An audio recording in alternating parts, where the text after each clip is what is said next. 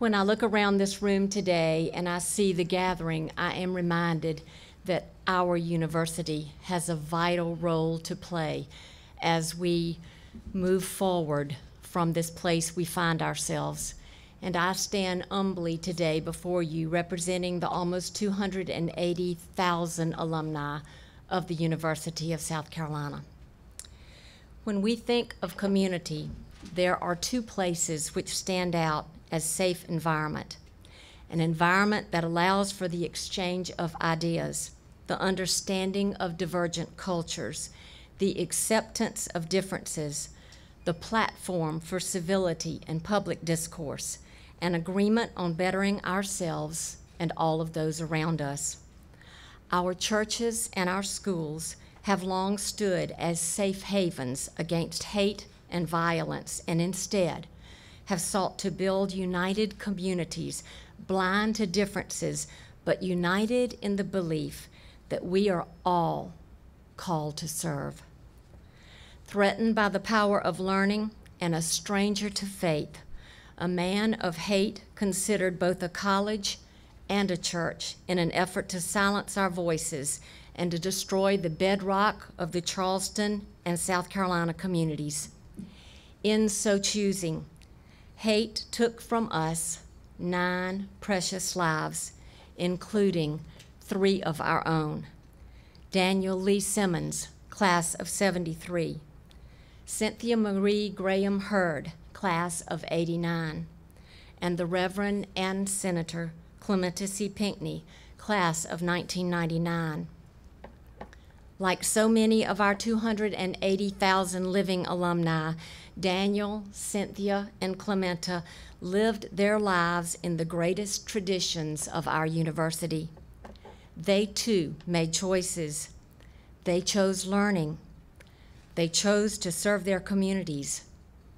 They chose faith rooted in believing and forgiving.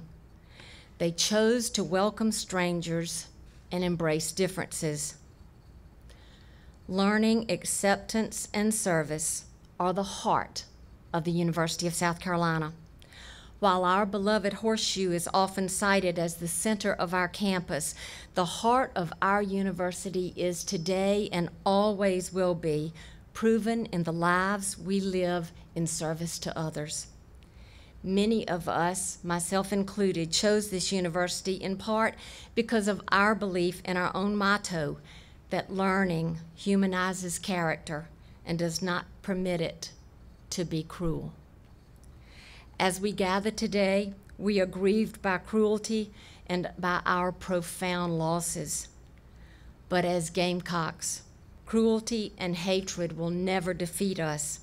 We honor our fallen classmates and we take hope from their lives, extraordinarily well lived.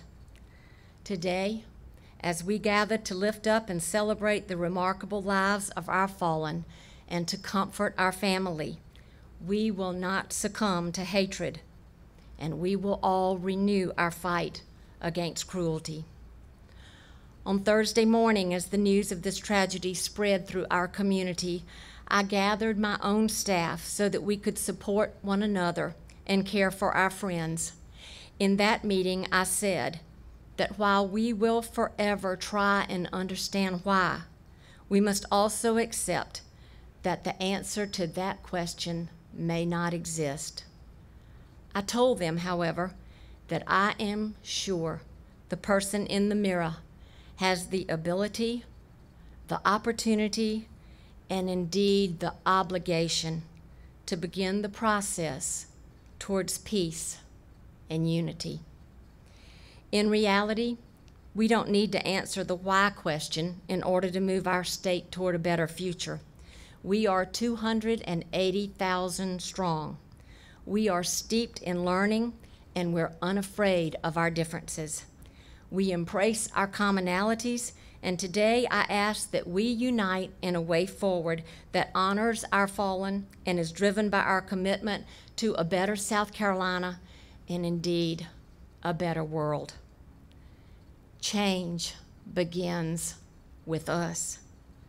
It is my fervent hope and prayer that the right way forward for our state, our nation, and our world began in Emanual A.M.E. Church last Wednesday night.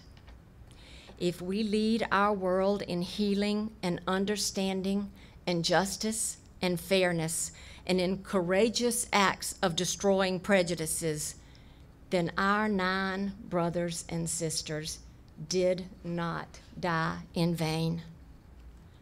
If not us, who? If not now, when?